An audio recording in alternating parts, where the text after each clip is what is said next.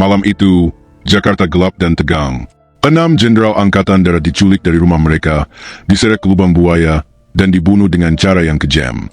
Namun satu nama mencolok absen dari daftar target, Mayor Jenderal Soeharto, Panglima Kostrad yang menguasai pasukan cadangan strategis paling mematikan di ibu kota. Mengapa jenderal lapangan yang justru paling berbahaya bagi para perencana gerakan luput sepenuhnya? Jawabannya bukan sekadar kebetulan taktis, melainkan simpul jaringan yang selama puluhan tahun disembunyikan narasi resmi Orde Baru.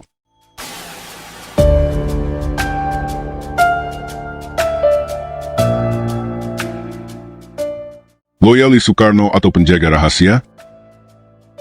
Menurut kesaksian Kolonel Abdul Latif, salah satu arsitek operasional G30S, di depan Mahkamah Militer Luar Biasa tahun 1978, alasan utama Soeharto tidak dimasukkan dalam daftar penculikan terdengar sangat sederhana dan ideologis.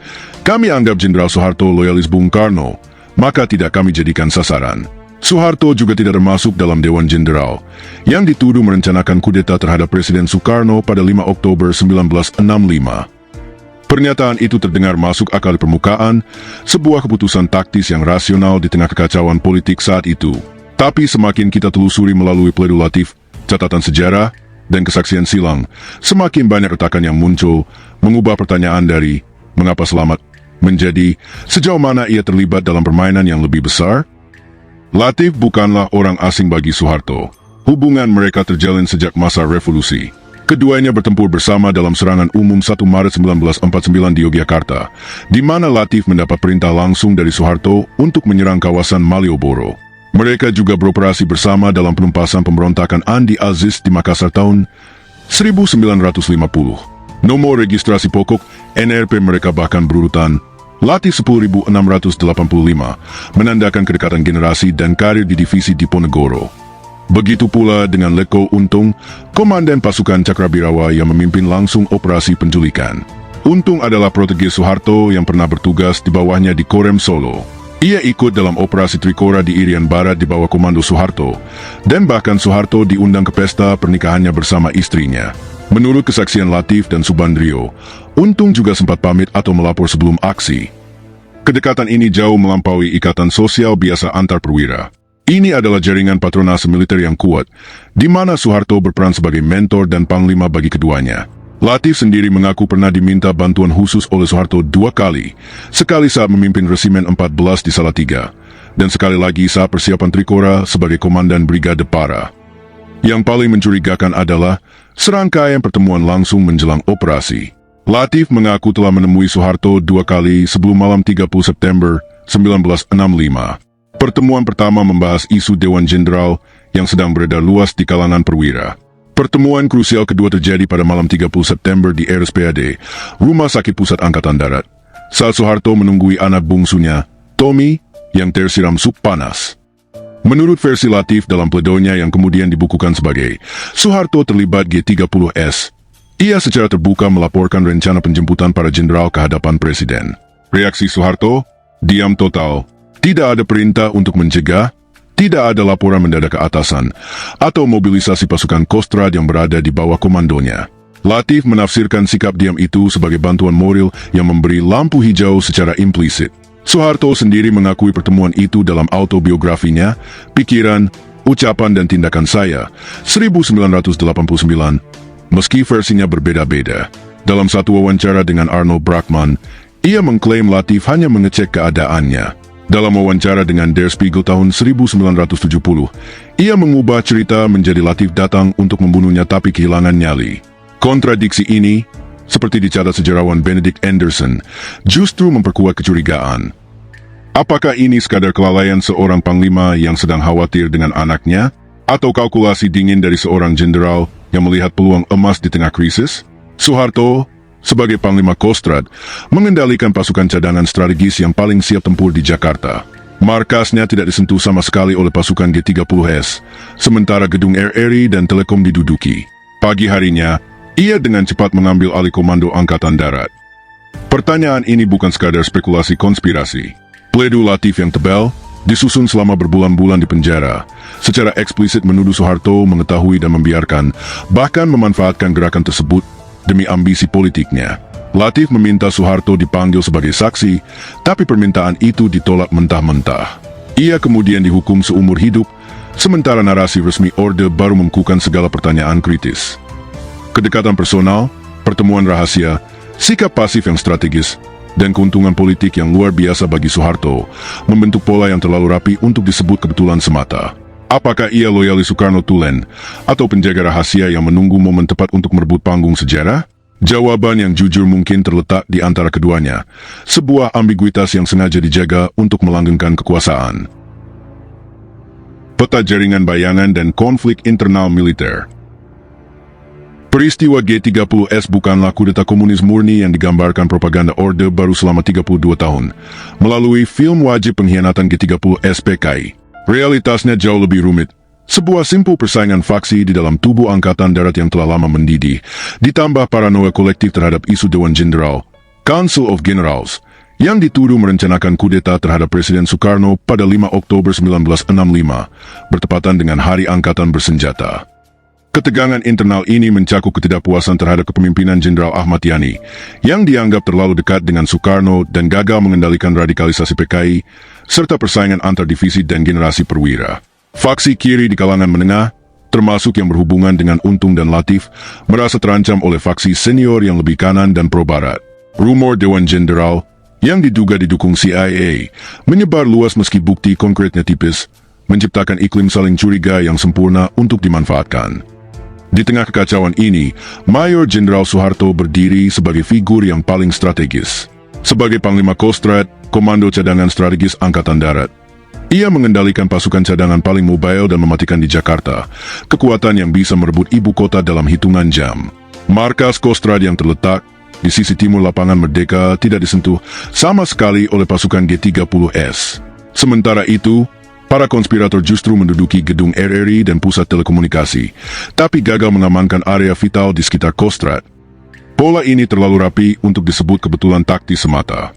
Para perencana G30S, yang banyak berasal dari divisi Diponegoro di bawah pengaruh Soeharto sebelumnya, seolah sengaja menghindari konfrontasi langsung dengan kekuatan Kostrad. Pagi harinya, 1 Oktober 1965, Soeharto bergerak dengan kecepatan luar biasa. Dibangunkan tetangga sekitar pukul 5.30, ia segera ke markas Kostrad, menghubungi panglima-panglima lain, mendapatkan dukungan dari Angkatan Laut dan Polri, serta menyatakan diri sebagai pemimpin sementara Angkatan Darat menggantikan Yani yang diculik. Dalam hitungan jam, ia mengeluarkan perintah pasukan tetap di barak dan mulai mengkoordinasikan serangan balik. Momentum berbalik total. Pasukan G30S yang semula menguasai sebagian Jakarta runtuh. Soeharto tidak hanya selamat, ia muncul sebagai pemenang tunggal yang mengisi kekosongan kekuasaan dengan sempurna. Ia mempertahankan jabatan Pangkostrat sambil mengambil alih komando keseluruhan AD, kemudian memimpin pembersihan besar-besaran terhadap PKI dan elemen-elemen kiri di militer. Investigasi historis akademis, termasuk analisis Benedict Anderson dan dokumen-dokumen deklasifikasi, menunjukkan pola yang sangat mencurigakan. Soeharto bukan korban kebetulan, ia adalah aktor yang paling diuntungkan dari seluruh kekacauan.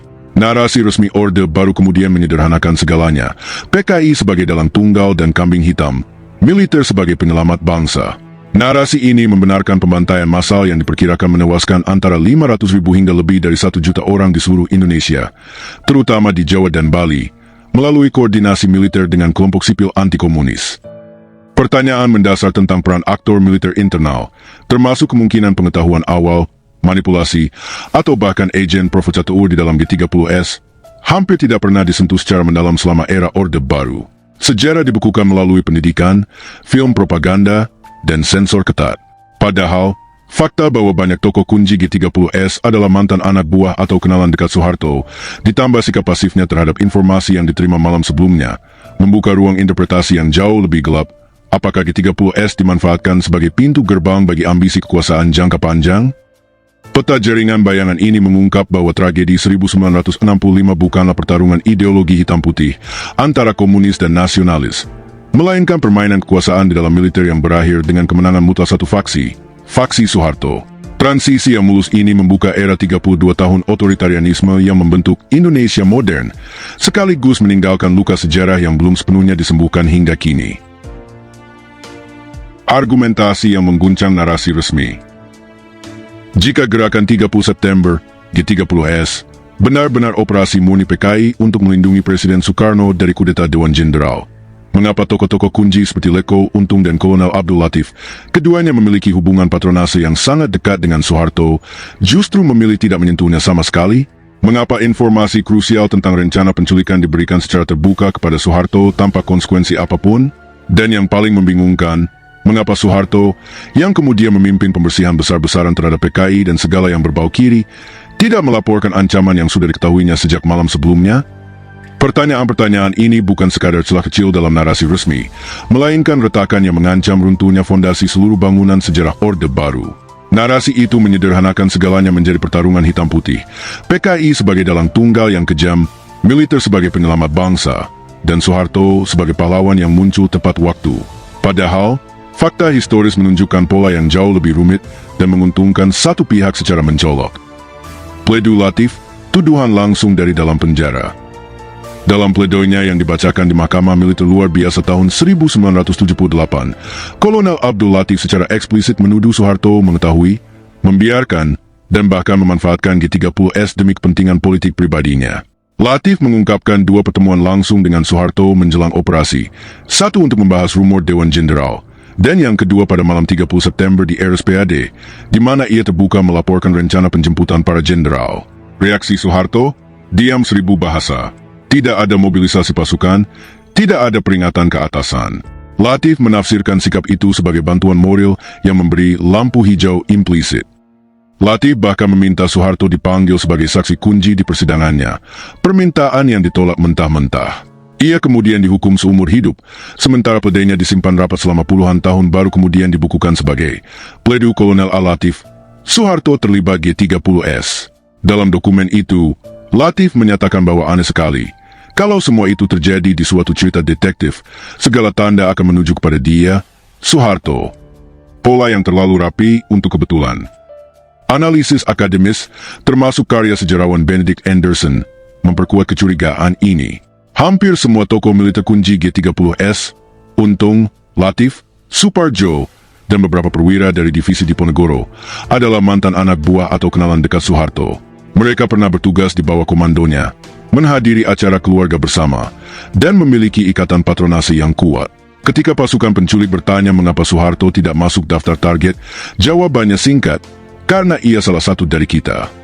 Soeharto sendiri mengakui pertemuan dengan Latif di RSPAD, tetapi versinya berubah-ubah, dari hanya mengecek keadaan hingga klaim Latif datang untuk membunuhnya tapi kehilangan nyali. Kontradiksi ini, menurut Anderson, menunjukkan ketidakjujuran yang disengaja. Teori yang lebih tajam, false flag atau kesempatan yang dimanfaatkan? Teori yang lebih tajam dan didukung sebagian dokumen deklasifikasi serta penelitian pasca Orde Baru menyebut kemungkinan G30S dimanfaatkan, atau bahkan sebagian diorkestrasi, as false flag atau kesempatan sempurna bagi faksi militer tertentu, termasuk yang didukung Soeharto. Baik CIA maupun aktor internal memiliki kepentingan strategis menghancurkan PKI, partai komunis terbesar ketiga di dunia saat itu dengan jutaan anggota dan simpatisan. Dokumen kedutaan AS yang dideklasifikasi menunjukkan dukungan aktif Amerika terhadap pembersihan, daftar nama-nama komunis yang diserahkan, peralatan komunikasi, dan dukungan politik untuk Soeharto. Soeharto muncul sebagai figur yang paling diuntungkan secara spektakuler, dari Panglima Kostrad yang relatif rendah profil, menjadi penguasa tunggal Indonesia selama 3 dekade. Dalam hitungan bulan, ia berhasil menyingkirkan Soekarno, membubarkan PKI, dan membangun rezim otoriter yang stabil bagi kepentingan Barat di tengah Perang Dingin. Apakah ini murni keberuntungan seorang jenderal yang sigap? Atau hasil kalkulasi dingin yang memanfaatkan dinamika internal militer yang sudah mendidih, persaingan dengan Jenderal Ahmad Yani, ketidakpuasan terhadap pengaruh PKI, dan paranoia Dewan Jenderal? Soeharto tidak hanya selamat, ia mengendalikan narasi, memproduksi film propaganda wajib, dan mengukuhkan ingatan kolektif bangsa selama 32 tahun. Argumentasi ini mengguncang narasi resmi bukan untuk membela PKI, melainkan untuk menuntut kejujuran sejarah.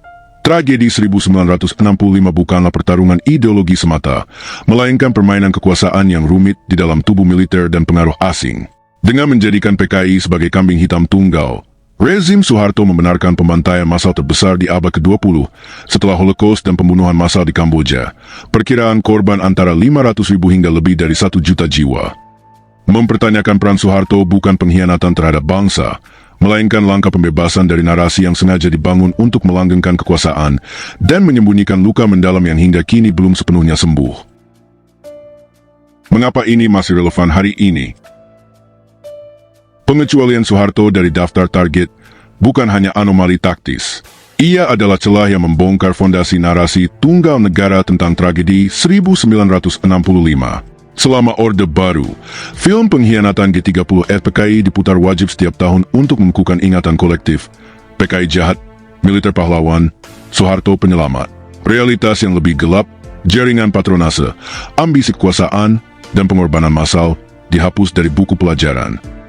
Hingga kini, perdebatan ini masih dianggap sensitif. Namun fakta kesaksian Latif, catatan sejarah, dan analisis akademis asing menunjukkan satu hal yang tak terbantahkan. Soeharto bukan korban kebetulan. Ia adalah jenderal yang tak tersentuh karena posisinya yang unik di persimpangan konflik, baik sebagai yang dikabarkan loyal, maupun yang paling siap merebut kekosongan kekuasaan. Pertanyaan yang lebih tajam bukan lagi, mengapa ia selamat? Melainkan, sejauh mana pengetahuan dan peranannya membentuk jalannya sejarah Indonesia modern? Transisi kekuasaan yang mulus bagi Soeharto justru membuka era otoritarianisme panjang yang meninggalkan luka mendalam bagi bangsa. Memahami anomali itu bukan sekadar mengorek masa lalu, tapi membebaskan pemahaman kita dari narasi yang sengaja dibangun untuk melanggengkan kekuasaan.